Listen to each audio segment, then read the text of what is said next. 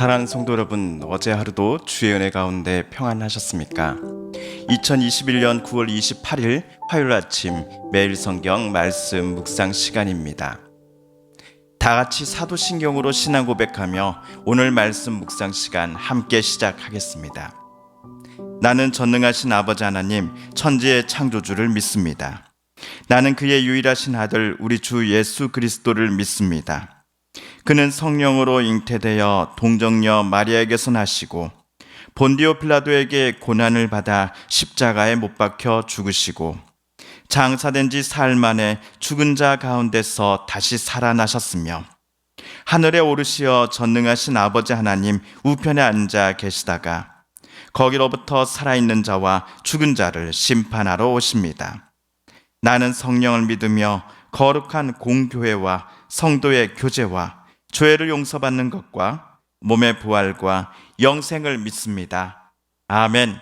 오늘 우리가 함께 읽을 기록된 하나님 말씀은 출애굽기 제22장 16절에서 27절까지의 말씀입니다. 출애굽기 제22장 16절에서 27절까지의 말씀입니다. 사람이 약혼하지 아니한 처녀를 꾀어 동침하였으면 납폐금을 주고 아내로 삼을 것이요, 만일 처녀의 아버지가 딸을 그에게 주기를 거절하면 그는 처녀에게 납폐금으로 돈을 낼지니라. 너는 무당을 살려두지 말라. 짐승과 행음하는 자는 반드시 죽일지니라. 여호와 외에 다른 신에게 제사를 드리는 자는 멸할지니라. 너는 이방 나그네를 압제하지 말며 그들을 학대하지 말라. 너희도 애굽 땅에서 나그네였음이라. 너는 과부나 고아를 해롭게 하지 말라. 내가 만일 그들을 해롭게 함으로 그들이 내게 부르짖으면 내가 반드시 그 부르짖음을 들으리라. 나의 노가 맹렬함으로 내가 칼로 너희를 죽이리니 너희의 아내는 과부가 되고 너희의 자녀는 고아가 되리라. 내가 만일 너와 함께한 내 백성 중에서 가난한 자에게 돈을 구워주면 너는 그에게 채권자 같이 하지 말며 이자를 받지 말 것이며, 내가 만일 이웃의 옷을 전당 잡거든 해가 지기 전에 그에게 돌려보내라. 그것이 유일한 옷이라. 그것이 그의 알몸을 가릴 옷인즉 그가 무엇을 입고 자겠느냐.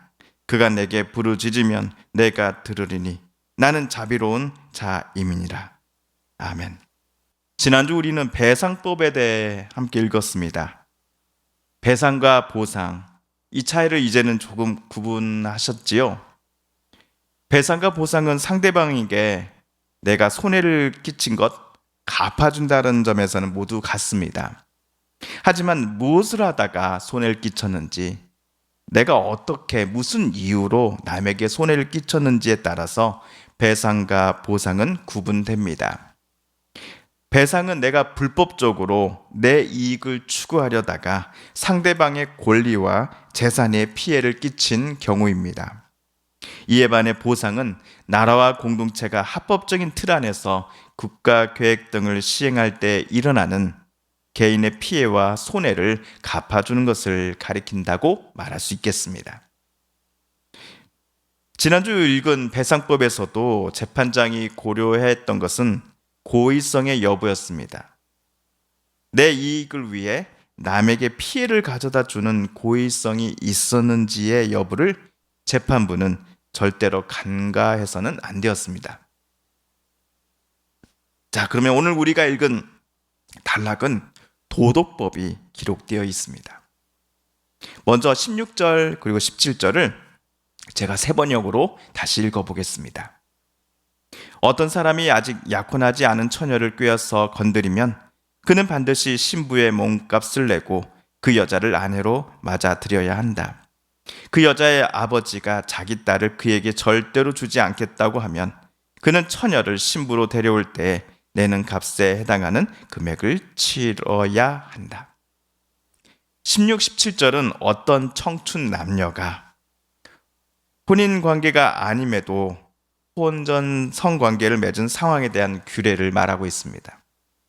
이 상황은 여자의 아버지가 두 사람 사이의 결혼을 허락하는지 여부에 따라 또 둘로 나뉘어집니다. 첫 번째, 여자의 아버지가 결혼을 허락하는 경우입니다.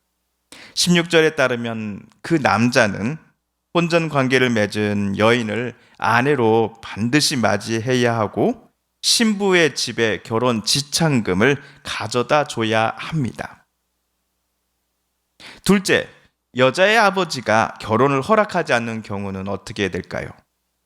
17절에 따르면 그 남자는 혼전 관계를 맺은 여인을 자기 아내로 데려올 수 없음에도 첫 번째 경우와 마찬가지로 결혼 지참금의 액수에 맞먹는 상당한 금액을 여인의 아버지에게 가져다 줘야 합니다. 그런데 결혼 지참금이 대략 얼마쯤 되었을까요? 우리가 창세기를 묵상할 때에 아브라함의 손자요 이삭의 둘째 아들인 야곱이 라반의 딸과 결혼할 때 장면을 한번 떠올려 보시면 좋을 것 같습니다. 야곱이 라헬과 결혼하기 위해서 그녀의 아버지 라반을 위해 몇 년을 일했는지 우리는 기억합니다. 라반의 속임수 때문에 애초 7년에서 또 7년을 보태 총 14년을 야곱은 라반 밑에서 일해야만 했습니다. 야곱의 경우를 비춰볼 때 한 여인을 아내 삼고자 신부 집에 지불을 해야 하는 결혼 지참금은 돈으로 환산해 보면 정말 어마어마한 액수였음을 우리는 짐작해 볼 수 있겠습니다.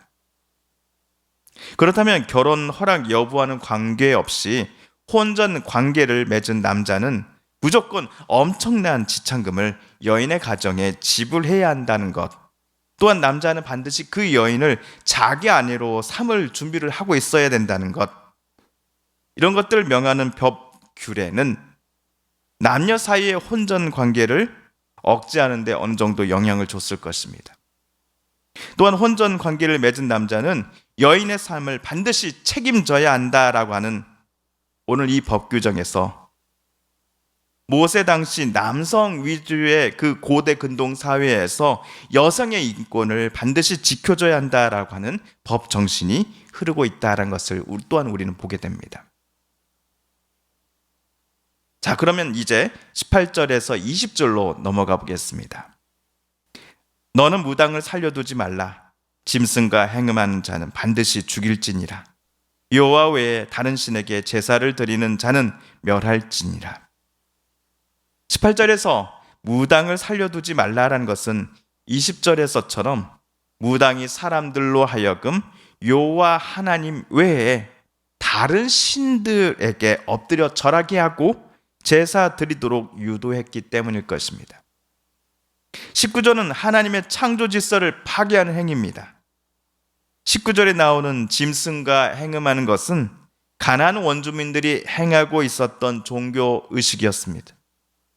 그런 패역한 의식을 가나안 땅에 곧 들어갈 이스라엘 자손들이 절대로 따라 행하지 말 것을 하나님은 모세를 통해 오늘 지시하고 계십니다.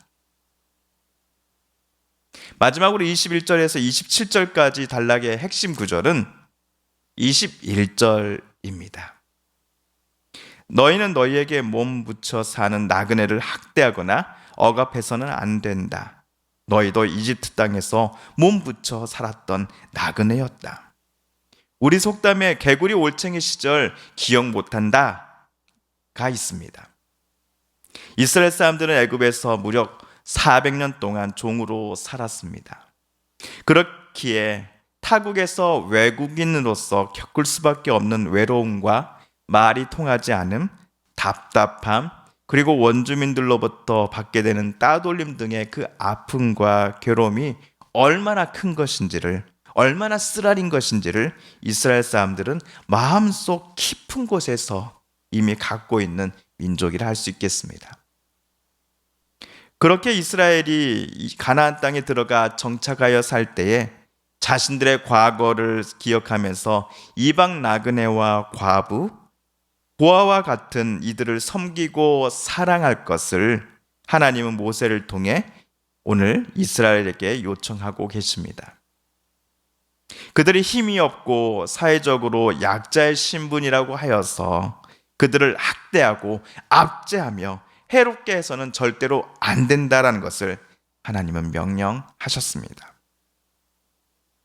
예를 들어 누군가가 가난한 이에게 돈을 빌려줬을 때 무리하게 빚을 갚기를 재촉한다거나 이자를 받아서는 안 됩니다.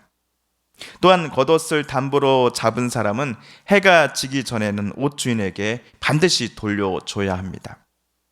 일용직 노동자들은 하루 종일 일하는 것을 증명하는 차원에서 자기 겉옷을 고용인에게 아침 일찍 담보로 맡기고 일을 시작하였습니다. 모세 당시 대부분의 사람들은 겉옷을 한 벌 내지 두 벌만을 갖고 살았던 사람들입니다. 그 겉옷은 일교차가 심한 팔레스타인 땅에서 이불 대용으로 사용되었습니다. 그렇게 일용직 노동자의 겉옷 한 벌을 주인이 담보로 잡았다 한다면 그 주인은 저녁이 되어 노동자가 퇴근할 때 반드시 이 노동자에게 되돌려줘야 하는 것입니다. 이 내용이 마지막 27절에 나와 있습니다. 그가 덮을 것이라고는 오직 그것뿐이다. 몸을 가릴 것이라고는 그것밖에 없는데 그가 무엇을 덮고 자겠느냐? 그가 나에게 부르짖으면 자애로운 나는 들어주지 않을 수 없다. 물론 약자라고 하여 무조건 정의로운 것은 아닙니다. 하지만 상대적으로 강한 자의 입장에 있는 사람들이 자신들의 이익과 욕심을 위해서 약자를 괴롭히고 핍박하며 박해하는 것을 하나님은 용납하지 않으셨습니다. 이스라엘 백성들이 400년 동안 애굽 밑에서 종살이하면서 당하고 아팠던 그 괴로움을 여전히 기억하고 있다 한다면 이스라엘 사람들이 만나게 될 약자들 앞에서 그때의 괴로움과 아픔들을 기억하며 그들에게 사랑과 섬김을 또 나누고 또 은혜를 함께 공유할 것을 하나님은 이스라엘에게 오늘 요구하고 계십니다. 사랑하는 성도 여러분, 오늘 말씀을 읽으실 때 하나님께서 저와 여러분에게 깨닫게 해주신 교훈과 말씀, 들려주신 음성을 기억하시며 이 시간 우리 함께 기도하기를 원합니다. 우리 성도님들과 가족들 중에 하나님의 고쳐주심과 일으켜 세워주심 또한 치료하여 주심을 놓고 간절히 기도하는 분들이 계십니다. 이 시간 우리 또 그분들의 이름을 부르며 함께 기도하겠습니다. 코로나19와 맞서 싸우며 수고하고 애쓰는 대통령이와 모든 정부 지자체 공무원들과 특별히 의료진들 가운데 지치지 않는 마음 허락하여 주소서. 코로나19로 인하여서 아파하며 슬퍼하고 또 넘어져 있는 이들이 어서 속히 나음을 입게 하여 주시고 고침받게 하여 주시고 다시 회복되게 하여 주셔서 앞날에 미래와 소망을 어서 속히 품을 수 있게 해달라고 우리 함께 기도드리십시다. 마지막으로 우리가 가지고 나온 간절한 기도 제목 하나님께 아뢰며 하나님의 은혜 보좌 앞으로 더 가까이 나아가겠습니다. 함께 기도합니다.